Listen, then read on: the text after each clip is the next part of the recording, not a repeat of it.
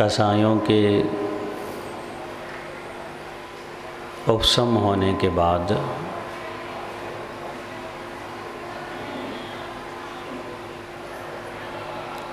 आत्मा में सत्यता आती है।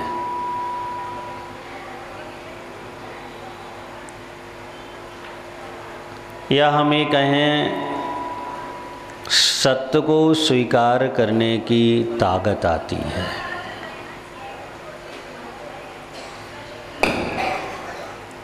क्योंकि इसके पहले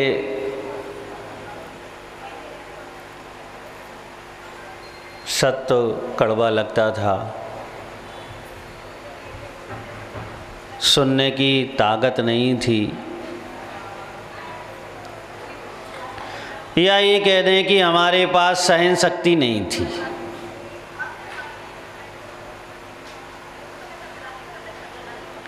और जैसे ही कसाएं विराम लेती हैं,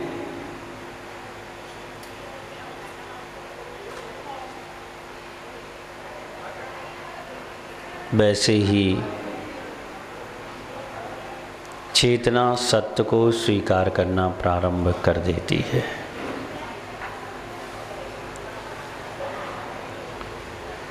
अभी तक भी जो कुछ हम इन चार धर्मों के माध्यम से समझ रहे थे तो छोड़ने वाली बात थी। क्रोध को छोड़ना है, मान को छोड़ना है, माया को छोड़ना है, लोभ को। सत्य एक ऐसी स्थिति बनाएगा कि आगे ग्रहण करने वाली बातें आ जाएंगी। यानी यह चेतना को निश्चिंत कर देगा, उसमें ऐसी ऊर्जा का प्रवेश कराएगा, उसमें ऐसे ज्ञान की उपलब्धि कराएगा कि अभी स्वीकार करना चालू कर देगी। वैसे भी व्यवहारिक जीवन में भी देखें तो मनुष्य को सत्यनिष्ठ तो होना चाहिए।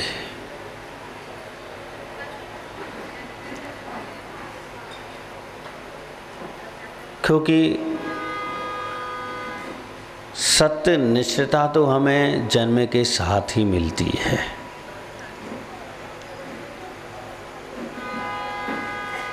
और सबसे बड़े सत्य का परिचय हमारे घर में आने के बाद हमें होना प्रारंभ हो जाता है। हकीकत, संसार की स्थिति घर में ही हमें महसूस होना प्रारंभ हो जाती है। वहीं हमारे सामने सत्यता आ जाती है कि संसार ऐसा है जैसी इस गर्भ की स्थिति है। गर्भ में क्या है? सिर्फ दुख है।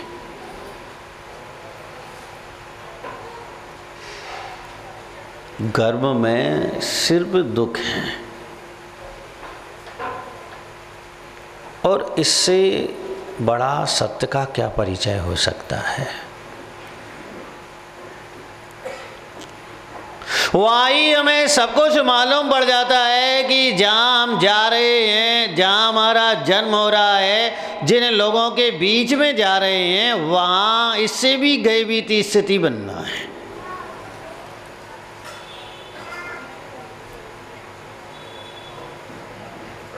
समझदार आत्माओं, सत्यनिष्ठ तो व्यक्ति को होना ही चाहिए।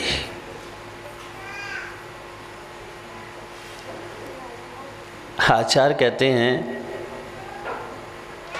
कि जो व्यक्ति सत्यनिष्ठ होता है वह अपने आप को विश्वास दिलाता है।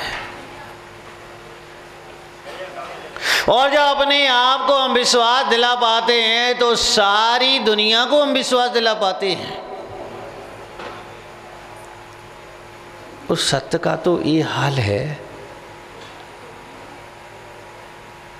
कि छोटी छोटी बातों पर हम इसे बलि चढ़ा देते हैं, छोटी छोटी बातों पर। जहाँ हमारा स्वार्थ हमारे सामने आ जाता है और हमें स्वार्थ की फिक्र हो जाती है, सबसे पहले अगर हम किसी को हानि पहुंचाते हैं तो वो सत्य है।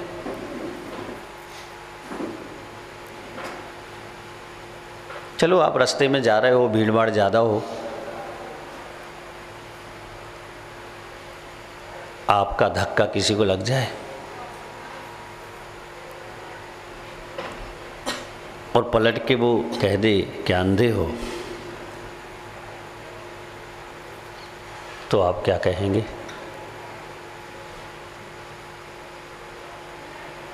क्या कहेंगे आप बताओ? सबसे पहले सत्य की बलि चढ़ाएंगे आप। और आप ये कहेंगे एक नहीं, मेरे पास दो दो आंखें हैं, दिखता है मुझे, फिर उसमें कैसे टकरा गए? जब तुम्हें दिखता है तो उससे टकरा कैसे गए तुम? इसका मतलब जिस समय टकराए उस समय तुम देख नहीं रहे थे। और इतनी छोटी सी बात पर आपने सत्य की बलि चढ़ा दी कि नहीं मुझे दिखता है, मैं देख कर चल रहा हूं, आपने बलि चढ़ा दी। आप रास्ते में जा रहे हैं, कोई आपसे कहते नीचे चींटियां हैं, देख के चलना, कैसा लगता है?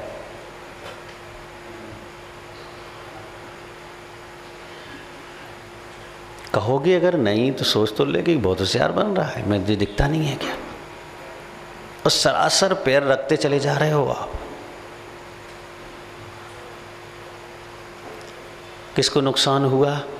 सत्य निष्ठा को नुकसान हुआ। और आप अपने जीवन की ऐसी छोटी छोटी हजार बातें होती हैं, लाख बातें होती हैं, जहां सबसे पहले सत्य को परास्त किया जाता है। सबसे पहले सत्य को परास्त किया जाता है।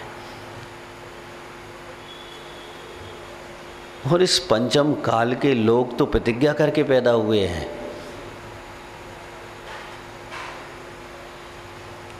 कि सत्य को परेशान भी करेंगे और पराजित भी करेंगे, दोनों बात है। ऐसी प्रतिज्ञा करके पैदा हुए हैं, क्योंकि जो लोगों ने ऐसा मान लिया है कि अगर असत्य नहीं बोलेंगे, सत्य का परिहार नहीं करेंगे तो जीना दुश्वार हो जाएगा, ऐसा लोगों ने मान लिया है। घर परिवार, दोस्त मित्र, सगे संबंधी जो आप पर बहुत विश्वास करते हैं, और हम ही उनसे असत्य बोलते हैं। वह आपके भरोसे हैं, आप पर भरोसा किए हुए हैं, आप पर भरोसा करते हैं, और लोग असत्य के द्वारा उनका भरोसा तोड़ देते हैं। आज 10 लक्षण पर्व चल रहे हैं। क्या होना चाहिए था जैनियों को और क्या है?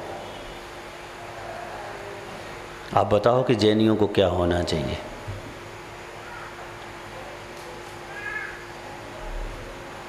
देखकर आश्चर्य होता है कि अगर कोई व्यक्ति घर से प्रवचन सुनने आ रहा है और अगर यहाँ आके कुल्ला कर रहा है तो उसको पर्व का क्या महत्व है? विचार करके देखिए आप। बहुत छोटी सी बात है कि इस पर्व का क्या महत्व है उसके लिए। कोई महत्व नहीं है।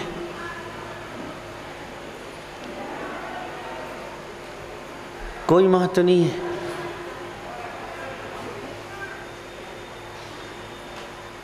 अगर पर्व का महत्व होता तो वह ऐसा कार्य कर ही नहीं सकता था।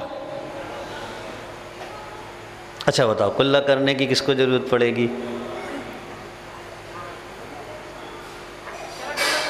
ये कुछ खा के आ गया होगा, उसको ही तो पड़ेगी।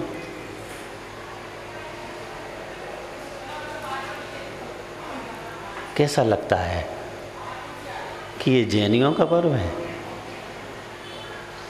नहीं लगता। बस यही तो सत्य की पराजय है। यही सत्य की पराजय है कि ऐसी जगह आके रुका है, ऐसे लोगों के हाथ में आया है जो अपनी विजय प्राप्त नहीं कर पा रहा है। और आज हम सत्य को नहीं, उत्तम सत्य को जानने बैठे हैं। सोना ऊपर से लगा हुआ सुहागा वैसे ही चमकदार है, और सुहागे में रख दो तो और चमक आती है उसमें। यहां आचार्यों ने कहा कि सिर्फ सत्य नहीं चाहिए। अच्छा, कभी सोचा कि उत्तम सत्य क्यों कहा? सत्य कह देते। कारण है उसका बहुत बड़ा। किसी की गर्दन पर तलवार रख ली जाए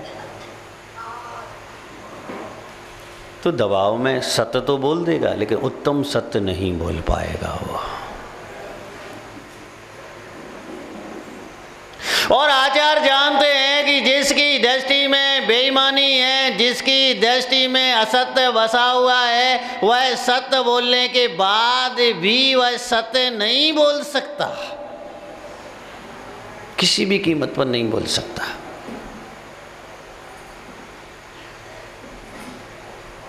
क्योंकि वह तो गर्दन पर तलवार है इसलिए बोल रहा है, बोलना नहीं चाहता वो। लेकिन उत्तम का अर्थ ये है कि बिना पूछे आवश्यकता पड़ने पर वह सत्य बोले। बिना पूछे और आवश्यकता पड़ने पर, जरूरत पड़ने पर, धर्म की रक्षा करने के लिए, जीवन यापन करने के लिए, अच्छी तरह जीवन शैली बनाने के लिए वह सहज में सत्य बोलता ही बोलता है। इसलिए उन्होंने उत्तम सत्य विश्लेषण जोड़ा। पूजा में पढ़ा होगा, आज क्या पढ़ा होगा? कठिन वचन मत बोल, और क्या आगे क्या है? पर निंदा झूठ तज। इसके आगे तो यही शब्द हैं।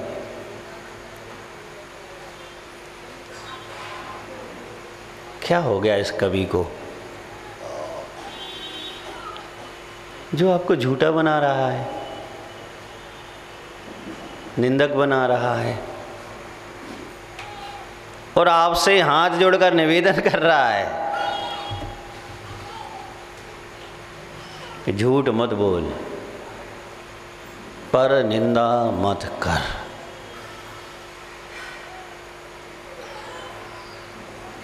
अच्छा, पर निंदा क्यों कहा? अकेला निंदा कह देता तो? क्योंकि अगर 100 निंदा है तो सत्य है, और पर निंदा है तो असत्य है। यहां पर एक कहा जा रहा है कि तुम अपनी निंदा तो करो कि मैं ठीक नहीं हूं, मैं ठीक नहीं हूं, लेकिन ये मत कहो कि वो ठीक नहीं है। वह ये कह रहे हैं, ये कहना चाहते हैं कि दूसरों की बुराइयां मत देखो, अपनी बुराई देखो और उसकी निंदा करो।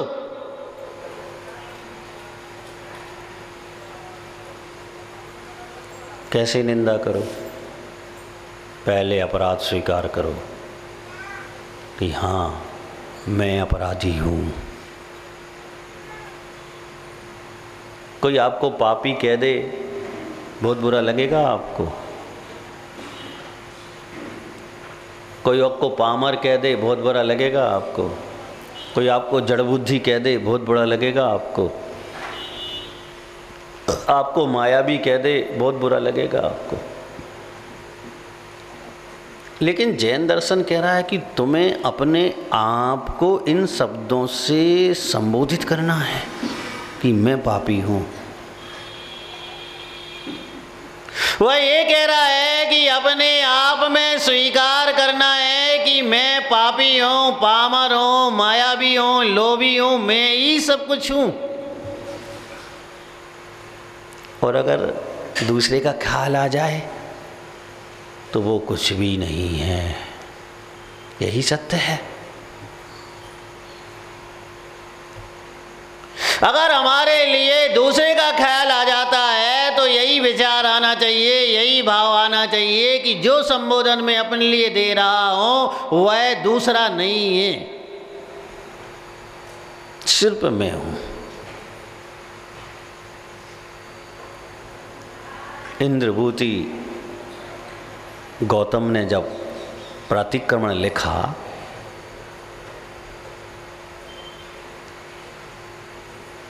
तो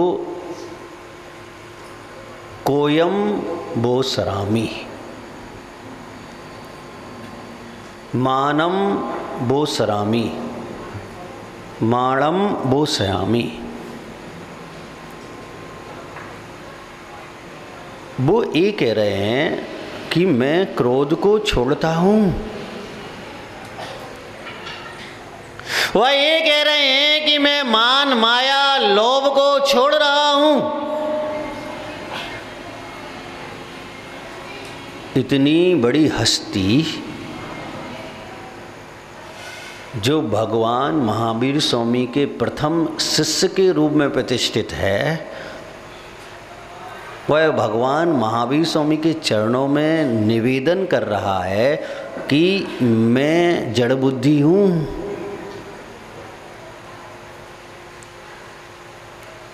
वह ये कह रहा है कि मैं असत्य को छोड़ता हूँ और सत्य को ग्रहण करता हूँ, यानी स्वीकार कर रहा है कि मैं असत्यवादी हूँ। और आप क्या स्वीकार करते हो?